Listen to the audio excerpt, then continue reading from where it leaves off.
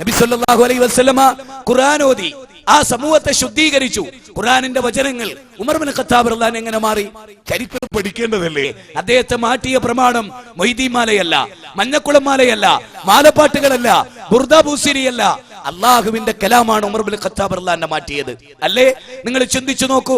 സ്വന്തം സഹോദരി ഫാത്തിമ ഇസ്ലാം സ്വീകരിച്ചു എന്നറിഞ്ഞ് കോപാകുലനായി ഓടി വീട്ടിൽ കയറുമ്പോൾ വിശുദ്ധ ഖുർആനിന്റെ വചനങ്ങളാണ് കേൾക്കുന്നത്. അവിടെ അടിയുണ്ടായി, സ്വന്തം സഹോദരിയെ മർദ്ദിച്ചു, അവരുടെ നെറ്റിത്തടത്തിൽ രക്തം ധാരധാരയെ ഒഴുകി. എന്നിട്ടും അവർ ഈമാൻ സത്യസന്ധമായി പ്രഖ്യാപിച്ചു. എന്റെ മുമ്പിൽ പഞ്ചപുച്ച മടക്കി പൂച്ചയെ പോലെ നിന്ന എന്റെ പെങ്ങൾക്ക് ഇത്ര ധൈര്യമുണ്ടാക്കിയത് എന്താണ്? അവർ പറഞ്ഞത് ഖുർആനാണ്. ഞാനൊന്ന് നോക്കട്ടെ എന്ന് ഉമർ നല്ല രൂപത്തിൽ പറഞ്ഞു റളിയല്ലാഹു അൻഹു. അങ്ങനെ അദ്ദേഹം ആ ഗ്രന്ഥത്തെ വായിക്കാൻ തുടങ്ങുകയാണ്.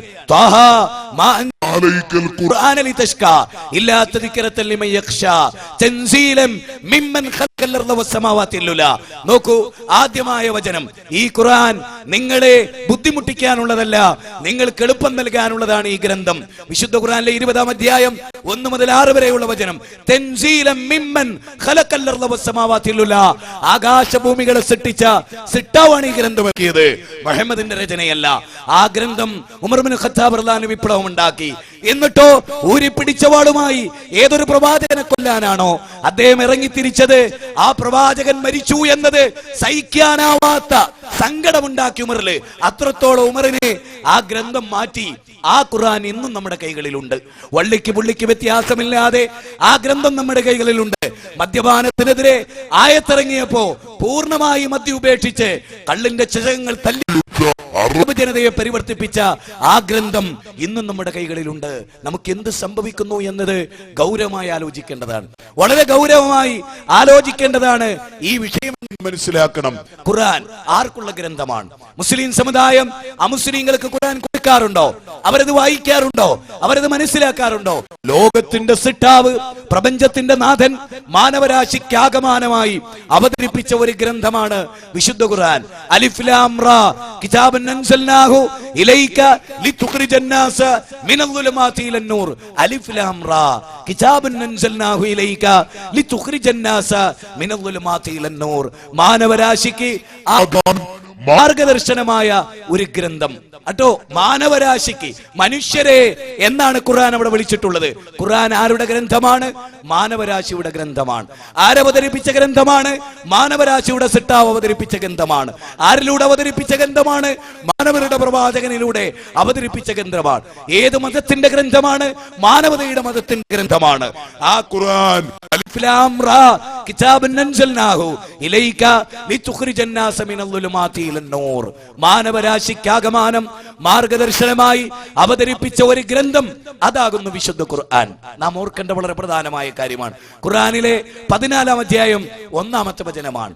അതേ അധ്യായത്തിലെ 52-ാമത്തെ വചനത്തിൽ പറയുന്നത് ഹദാ ബലാഉൽ ലിന്നാസ് വലിയുംദറു ബിഹി വലിയഅലമു അന്നമാ ഹുവ ഇലാഹും വാഹിദ്. ഇത് മാനവരാശിക്കാകമാനമുള്ള മാർഗദർശനമാണ്, മാനവകുലത്തിനാകമാനമുള്ള മാർഗദർശനമാണ്. ഇത് അവർക്കുള്ള താക്കീതാണ്. വലിയുംദറു ബിഹി, ഇതുകൊണ്ട് താങ്കൾ അവരെ താക്കീത് ചെയ്യണം. ആ ജനങ്ങളുടെ വീടുകളിൽ, ആ ജനങ്ങളുടെ പട്ടണങ്ങളിൽ, ആ ജനങ്ങളുള്ള പ്രദേശങ്ങളിൽ നിങ്ങൾ ചെന്ന് ആ ജനങ്ങളെ വിളിക്കണം, ആ സമൂഹത്തെ വിളിക്കണം. മനുഷ്യരെ, ഇത് നിങ്ങൾക്കാകമാനമുള്ള ഗ്രന്ഥമാണ്, മാനവരാശിക്കാകമാനമുള്ള ഗ്രന്ഥമാണ്, മനുഷ്യ തലമുറയെ ഒന്നായി അഭിസംബോധന ചെയ്യുന്ന ഗ്രന്ഥമാണ്.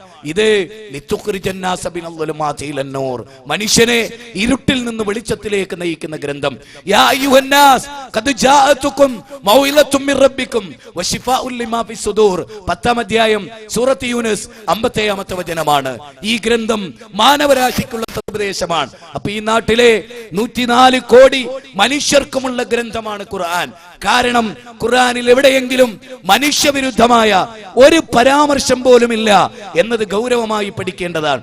വിശുദ്ധ ഖുർആനിൽ മാനവരാശിക്കെതിരായി, മനുഷ്യന്റെ പുരോഗതിക്കെതിരായി, ഇത് വെല്ലുവിളിയായി ഞാൻ പറയുന്നു, അഭിമാനത്തോടെ, അല്പം നെഞ്ചൂക്കോടെ തന്നെ പറയട്ടെ, വിശുദ്ധ ഖുർആനിലെ ഒരക്ഷരം മാനവരാശിയുടെ പുരോഗതിക്ക് തടസ്സമാണ് എന്ന് ന്യായമായി ഇന്ന് വരെ തെളിയിക്കപ്പെട്ടിട്ടില്ല. ഒളിഞ്ഞും തെളിഞ്ഞും ഇസ്ലാമിന് നേരെ ഒരുപാട് പ്രചരണങ്ങൾ ഉണ്ടായിട്ടുണ്ട്, ഒരുപാട് പ്രചരണങ്ങൾ. ആ പ്രചരണങ്ങളിൽ ഒരിക്കൽ പോലും സത്യത്തോട് കൂറുപെടുത്തിയ പ്രചരണങ്ങളല്ല. ഒന്നാമതായി നമ്മൾ മനസ്സിലാക്കേണ്ടത് ശഹ്റു റമദാൻ അല്ലദീ ഉൻസില ഫീഹിൽ ഖുർആൻ ഹുദൽ ലിന്നാസ് വബയ്യിനാത്തിൻ മിനൽ ഹുദാ വൽ ഫുർഖാൻ. മാനവരാശിക്കാകമാനമുള്ള ഗ്രന്ഥം. നോക്കൂ, പ്രവാചക തിരുമേനി ഉഖാദയിലും ദുൽമജാസിലും മജന്നായിലും ഉത്സവ ചന്തകളായിരുന്നു അത്. പൂര ഉത്സവങ്ങൾ നടക്കുന്ന ഉത്സവ ചന്തകളായിരുന്നു അത്. ആ ഉത്സവ ചന്തകളിൽ വെച്ച് പ്രവാചക തിരുമേനി പ്രസംഗം നടത്തുകയുണ്ടായി. ഉജ്ജ്വലമായ പ്രസംഗങ്ങൾ. അമുസ്ലിങ്ങളോടായിരുന്നു. ആ നാട്ടിൽ മുസ്ലിങ്ങൾ ഉണ്ടായിരുന്നില്ല. നിങ്ങൾക്കറിയാം, പ്രവാചക തിരുമേനി വന്നതിന് ശേഷമാണ് അബൂബക്കർ ഒന്നാമത്തെ മുസ്ലിം, ഖദീജ ഒന്നാമത്തെ മുസ്ലിം, രണ്ടാമത്തെ മുസ്ലിം അബൂബക്കർ എന്നൊക്കെ പറയുന്നത് അതുകൊണ്ടാണ്. അപ്പൊ പ്രവാചകൻ മുസ്ലിങ്ങളോട് പ്രസംഗിച്ച പ്രവാചകനല്ല, മുസ്ലിങ്ങൾക്ക് മാത്രമായി വന്ന പ്രവാചകനല്ല. ലോകത്തൊരു പ്രവാചകനും ഏതെങ്കിലും ഒരു കമ്മ്യൂണിറ്റിയെ ലക്ഷ്യം വെച്ച് വന്ന പ്രവാചകന്മാരല്ല. ഇസ്ലാം ദൈവത്തിന്റെ മതമാണ്, മാനവരാശിയുടെ മതമാണ്, പ്രപഞ്ചത്തിന്റെ മതമാണ്, സൂര്യന്റെ മതമാണ്, ചന്ദ്രന്റെ മതമാണ്, ലോകത്താകാശഭൂമികളുടെ മതമാണ്, സകല ഗോളങ്ങളുടെയും മതമാണ്. അതുകൊണ്ട് തന്നെ ആകാശഭൂമികളെ സൃഷ്ടിച്ച സിട്ടാവ് അവതരിപ്പിച്ച ഒരു മതത്തെ ലോകത്തിന്റെ മുമ്പിൽ അവതരിപ്പിക്കേണ്ട ബാധ്യത നമുക്കുണ്ട്. അത് പ്രമാണങ്ങളിലൂടെയാണ് നമ്മൾ പഠിക്കേണ്ടത്. മുസ്ലിങ്ങൾ ബോംബിടുന്നു, മുസ്ലിങ്ങൾ ബോംബ് വെക്കുന്നു, അല്ലെങ്കിൽ മുസ്ലിം നാമധാരി തീവ്രവാദം പ്രചരിപ്പിക്കുന്നു. ഇസ്ലാമിന്റെ പ്രമാണങ്ങളിൽ വരവ് വെക്കേണ്ട കാര്യമല്ല അത്. എവിടെയെങ്കിലും ഒരു ഹിന്ദു ബോംബ് വെച്ചാൽ അത് വേദഗ്രന്ഥങ്ങളുടെ കുഴപ്പമായി ചിത്രീകരിക്കാറില്ല. അതിനെ ആരും ഹിന്ദു ഭീകരവാദം എന്ന് വിളിക്കുന്നത് നമ്മൾ കേൾക്കാറില്ല. പക്ഷപാതിത്വപരമായി മുസ്ലിം ന്യൂനപക്ഷത്തോട് ഈ രാജ്യം കാണിച്ചിരുന്നത് പലപ്പോഴും നമുക്കറിയാം. ഈ കാലഘട്ടത്തിൽ മീഡിയകൾ കാണിച്ചുകൊണ്ടിരിക്കുന്നത് ക്രൂരമായ സമീപനങ്ങളാണ് എന്ന് നമുക്കറിയാം. അവിടെ നമ്മൾ ഇസ്ലാം എന്താണ് എന്ന് നമ്മൾ പഠിക്കേണ്ടതുണ്ട്. എന്താണ് ഇസ്ലാം? ഇസ്ലാമിന്റെ മൗലിക പ്രമാണങ്ങൾ എന്താണ്? ഒന്നാമതായി നിങ്ങൾ അറിയുക, ഇസ്ലാം ഒരു ദൈവത്തെ പരിചയപ്പെടുത്തുന്നു, ഈ ലോകത്തിന്റെ സിട്ടാവിനെ പരിചയപ്പെടുത്തുന്നു, ആകാശഭൂമികളെ സൃഷ്ടിച്ച തമ്പുരാനെ പരിചയപ്പെടുത്തുന്നു ഇസ്ലാം. ആരാണ് ഈ ലോകത്തിന്റെ സിട്ടാവ് എന്നത് ഇസ്ലാമിന്റെ മൗലികമായൊരു വിഷയമാണ്. അതാണ് ഒന്നാമതായി മുസ്ലിം സമൂഹം ഉൾക്കൊള്ളേണ്ടത്. നമ്മളുടെ ദൈവവിശ്വാസവും ഇതര സമൂഹത്തിന്റെ ദൈവവിശ്വാസവും തമ്മിലുള്ള വ്യത്യാസം എന്താണ് എന്നത് ഗൗരവമായി ഉൾക്കൊള്ളേണ്ടതുണ്ട് എന്നാണ് ഞാൻ പറയുന്നത്. നിങ്ങൾ നോക്ക്, ഒരുപാട് മതവിശ്വാസികൾ ജീവിക്കുന്ന ഒരു നാട്ടിലാണ് നമ്മൾ ജീവിക്കുന്നത്. നമ്മൾ പരിചയപ്പെടുത്തുന്ന ദൈവത്തിന്റെ പ്രത്യേകത എന്താണ്? നമുക്ക് അമുസ്ലിങ്ങളുടെ വീട്ടിൽ കയറി ചെന്ന് 50 വയസ്സുള്ള ഒരു ദൈവത്തിലേക്ക് ക്ഷണിക്കാനുണ്ടോ? നമുക്ക് നിങ്ങൾ ചിന്തിച്ചു നോക്കണം. 56 വയസ്സുള്ള ഒരു ദൈവത്തിലേക്ക് ക്ഷണിക്കേണ്ട അവസ്ഥ നമുക്കുണ്ടോ? 70 വയസ്സുള്ള, 90 വയസ്സുള്ള, അല്ലെ 100 വയസ്സുള്ളവർ വരെ 56 വയസ്സുള്ള ദൈവത്തെ ആലിംഗനം ചെയ്യുന്ന ലോകം. ഗൗരവമായി മനസ്സിലാക്കേണ്ട പോയിന്റാണ്. ദൈവത്തെ തിരഞ്ഞെടുക്കുന്നിടത്ത് ലോകത്തിന് സംഭവിച്ച പരാജയങ്ങളിൽ ഒന്നാണ് ദൈവത്തിന്റെ ഭക്തൻ ആ ദൈവം ജനിക്കുന്നതിന്റെ 40 കൊല്ലം മുമ്പ് ജനിച്ചിരുന്നു എന്ന സത്യം. ആലോചിക്കുക, ആ 40 കൊല്ലം അവർ വായു ശ്വസിച്ചു എന്നത് സത്യം, വെള്ളം കുടിച്ചു എന്നത് സത്യം, അവർ ജീവിച്ചു എന്നത് സത്യം. ആ 40 കൊല്ലം അവർക്കാര് വെള്ളം നൽകി? അവർക്കാര് വായു നൽകി? കേരളത്തിൽ അറിയപ്പെട്ട മനുഷ്യ ദൈവങ്ങളെ നിങ്ങളൊന്ന് ഹാറാക്കിയിട്ട് 10 മിനിറ്റ് അവരുടെ മൂക്കും വായും പൊത്തിപ്പിടിക്കാൻ എനിക്ക് ചാൻസ് തന്നാൽ അവർ മരിച്ചു കിടക്കുന്നതായി നിങ്ങൾക്ക് കാണാൻ സാധിക്കും. എന്തുകൊണ്ട്? നമ്മളെപ്പോലെ വായു ആവശ്യമുള്ള, നമ്മളെപ്പോലെ വെള്ളം ആവശ്യമുള്ള, നമ്മളെപ്പോലെ ബാത്റൂമിൽ പോകുന്ന, നമ്മളെപ്പോലെ കാട്ടിക്കുന്ന, നമ്മളെപ്പോലെ മൂത്രവഹിക്കുന്ന, നമ്മളെപ്പോലെ പട്ടിണിയുള്ള, നമ്മളെപ്പോലെ വേദനയുള്ള, നമ്മളെപ്പോലെ രോഗമുള്ള, നമ്മളെപ്പോലെ പ്രഷർ കുറയുന്ന, നമ്മളെപ്പോലെ പ്രഷർ കൂടുന്ന, നമുക്ക് പ്രമേയം ഉണ്ടാകുന്ന പോലെ പ്രമേയം ഉണ്ടാകുന്ന, നമ്മളിൽ നിന്ന് ഒരു വ്യത്യാസവുമില്ലാത്ത, ചിലപ്പോഴൊക്കെ നമ്മളെക്കാൾ താഴെ നിൽക്കുന്ന മനുഷ്യരെ പടച്ചൊലുക്കി ആരാധിക്കുന്ന ഒരു ലോകത്ത് ഇസ്ലാമിനൊരു പ്രത്യേകതയുണ്ട്. അത് ആദ്യമായി മുസ്ലിങ്ങളാണ് മനസ്സിലാക്കേണ്ടത്. ഒന്നാമതായി മനസ്സിലാക്കേണ്ടവർ മുസ്ലിങ്ങളാണ്. നമ്മൾ പരിചയപ്പെടുത്തുന്ന ദൈവമാരാണ്. ഉള്ളാളം തങ്ങളെയല്ല നമ്മൾ പടച്ചോനായി പരിചയപ്പെടുത്തുന്നത്, മൊയ്തീൻ ശൈഖിനെ അല്ല നമ്മൾ പടച്ചോനായി പരിചയപ്പെടുത്തുന്നത്, മുഹമ്മദ് നബി സല്ലല്ലാഹു അലൈഹി വസല്ലമയെ പോലുമല്ല. അതാണ് അത്ഭുതകരമായ കാര്യം. മുഹമ്മദ് നബി സല്ലല്ലാഹു അലൈഹി വസല്ലമ പോലും മുസ്ലിങ്ങളുടെ ആരാധ്യനല്ല. ഇവിടെയാണ് ചരിത്രത്തിലെ, ഇപ്പൊ നിങ്ങൾക്കറിയാം, കൈരളി ചാനലിൽ ജോൺ ബ്രിട്ടാസ് പിന്നെ ബാംഗ്ലൂരിൽ ചെന്നു, രവിശങ്കർ സാറുമായി ഒരു ഇന്റർവ്യൂ നടത്തി. ആ ഇന്റർവ്യൂവിൽ ഒരുപാട് ചോദ്യങ്ങളുടെ കൂട്ടത്തിൽ പ്രസക്തമായൊരു ചോദ്യം ജോൺ ബ്രിട്ടാസ് ചോദിച്ചു. എന്താണ് ചോദ്യം?